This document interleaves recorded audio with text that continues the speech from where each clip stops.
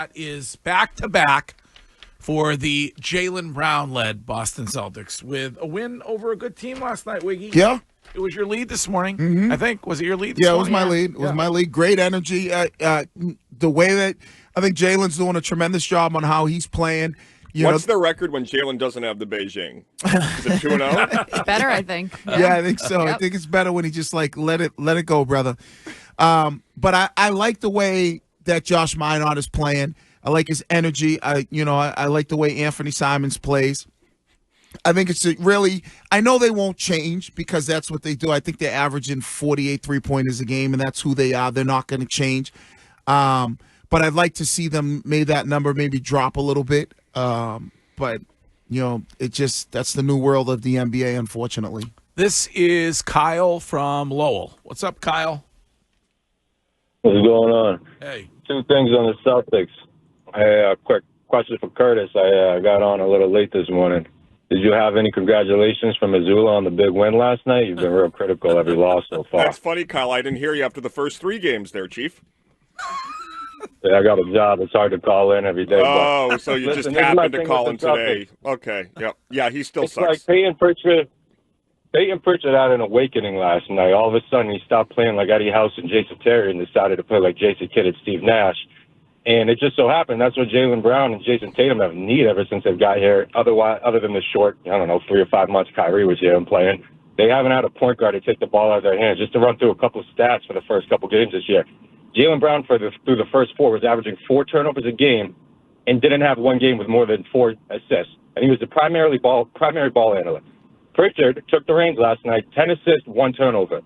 And it's a trickle effect with Tatum. He's not to the same degree as Brown, but we have to get the ball out of their hands, and I hope they take this landscape and continue to play through a point guard. We could continue to jack threes up, but it has to be through a real point guard. Same thing when Tatum comes back. Yeah. One thing I wouldn't do, Kyle, is tell a master how to do his job. I mean, why would you need to tell Missoula to change the offense? I mean, he clearly knows what he's doing. It's a 2-1. 2-1. If you find the 2-1, you get to the 2-1. Get the 2-1. You have to get the 2-1. Right. It works well against Turpin. Not sure how great it is across the NBA, but it worked last night. I like the fact that I agree with Walter. I've always been like they need a real point guard. If Pete Pritch can play like a point guard. Find a 2-on-1, 2-on-1. Find a 2-on-1. Find a 2-on-1. What does a 2-on-1 present? 2 shooters on the 2-on-1? There's 2 shooters on the 2-on-1. There's not 2 shooters on the 2-on-1. You create a 2-on-1 in a different way. Yeah, write that down. And think about being a scorer second and a facilitator and an assist maker first. And when the open 3 is there, take it. That's what I'd like to see Pritch do, but that role has to change because he's coming from a 6th man of the year, which has come off the bench and be a scorer. Yeah. Now they're asking you, and I like the fact of being, hey, maybe you're not going to score as much. We need you to be more of a true point guard, and scoring should be secondary to you and get the ball out of Brown's hands. I even agree with him when Tatum comes back. I would take the ball out of his hands. I know he's been point forward, but I would still like to see if Pritch can turn into a true point guard. That I think will make this team look a lot different. You're also so confident that Tatum is coming back. Like I don't know where you get that from. I don't know, Jayson Tatum. Yeah, I think he's the one who told us he'd be back. I don't know if he's going to have the juice to tell him that he wants to play. I just don't know. I mean, if you're, you're not top 3 in the conference, as you always say, come February or March, and Jayson Tatum wants to come back, why would you risk it? If you're a playoff team. But still, I don't know if you're Jayson Tatum, why you're putting out all these videos of how unbelievable your progress is if you're not going to make an unbelievable comeback. Like, if he were to just come back next season instead of sometime this season, those videos really mean nothing. I know he wants to do that. 100% he wants to do that. I just don't know that they're going to let him do it. Well, if he's posting the videos because that's where he is in his rehab, and that's the only way we see him. So it's a way to connect with your fans. I really don't think Celtics fans will be mad at Tatum if he doesn't rush back. No, I'm not saying that they'd be mad at him. I just think if you're Jayson Tatum, there are a million ways that you can connect with your fans without showing how crazy progressive and aggressive your comeback has been. But that's the only thing they care about right now when it comes to but you Celtics can talk fans. about it without showing like you jumping off both your feet to dunk Gets the me basketball. excited. Yeah, I think that he's setting his fans up for a letdown if he doesn't come back this season. I look at it, if he comes back, unbelievable, great. Am I expecting him to come back? No. But based on what everybody tells me, and I say everybody, I mean like the doctors and all these people are saying that there's a real good chance that he'll be able to come back. And if he is coming back, then he's been told by 1 million doctors that you're good to go. And if you're good to go and you're a playoff team and you get Tatum back, just like we're talking about with the Patriots and the road and what the AFC looks like in the Eastern Conference, there's not a dominant team out there. And so if you can get Jayson Tatum back and be a playoff team and he's healthy and ready to go, you can make a legitimate run. I'm not saying you're going to win a championship, but you can make a nice deep run. Why is Dallas doing my guy Cooper Flag dirty like they are, Wiggy? I don't know. I guess he's been bad over there. I mean, he's a rookie, so Jason Kidd benched him. The expectations were really high on him, but he is a rookie, and now it looks like Anthony Davis is going to be out. He's dealing with some type of leg injury, and there's a lot of pressure on a kid like him. There is a lot of pressure, and that's going to be the difficult part. Like, he's coming in as the pressure that LeBron James had.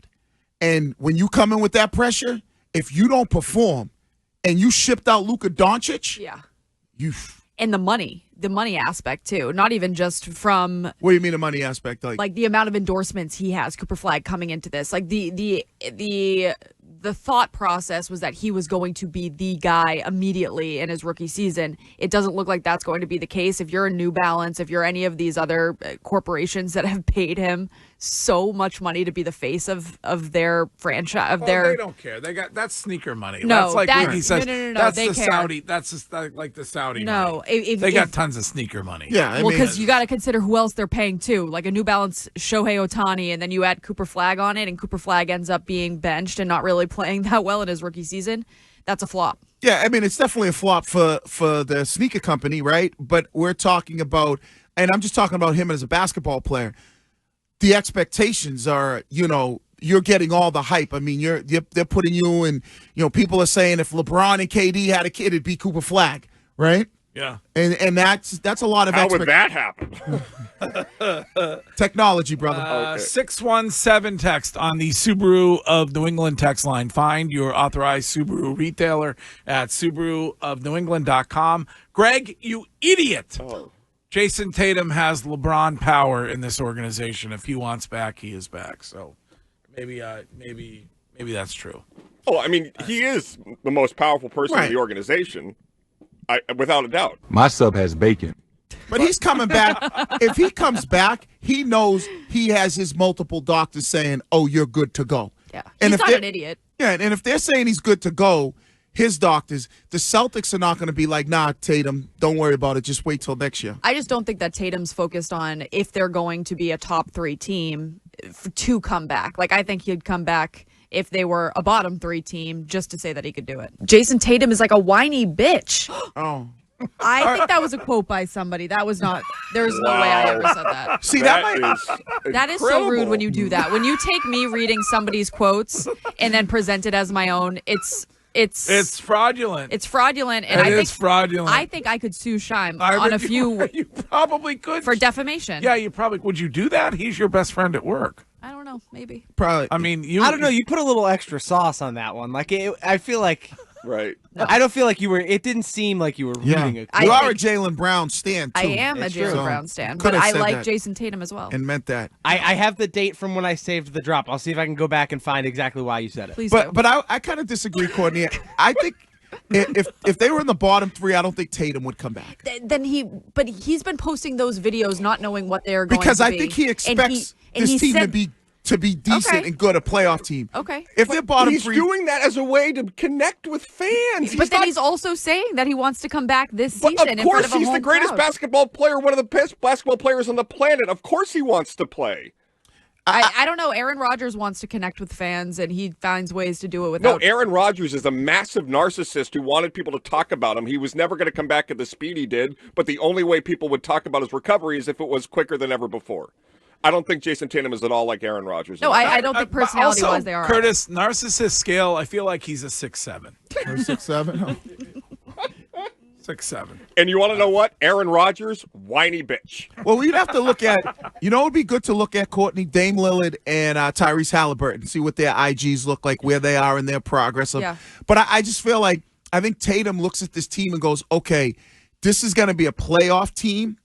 That's why I want to come back. Not only, I want to show people I can come back, but to come back to a playoff team and then take them over the hump, so much greater than if we're a crappy team and we're not going to make the playoffs and I come back for 25 games, 20 games. Also 6'7".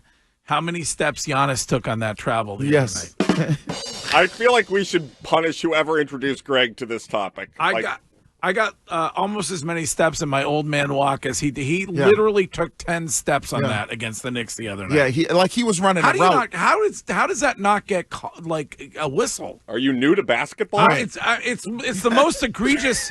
What could be more? It's the most egregious one I've ever seen, Curtis. Did you see that? Did you see it? I did. It was almost as egregious as Terry Rozier's under. It was at half What court. could be more egregious? Last time he What dribbled, could be more misleading? last dribble was at half court. Yeah.